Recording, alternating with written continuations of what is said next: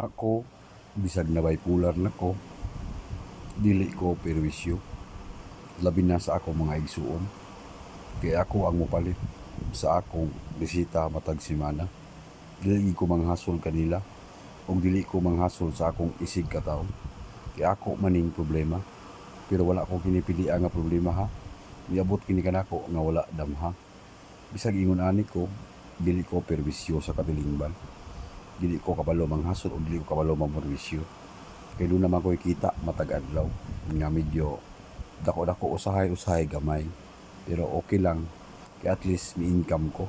Hindi man ko mamili og trabaho. Sa unsa nga trabaho ako mangsundan. Basta tinarong lang o legal. Dili ko mangilad o unsa pa ba.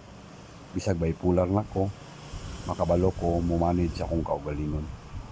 Kay tibo ko kinabuhi ko man kining dalon.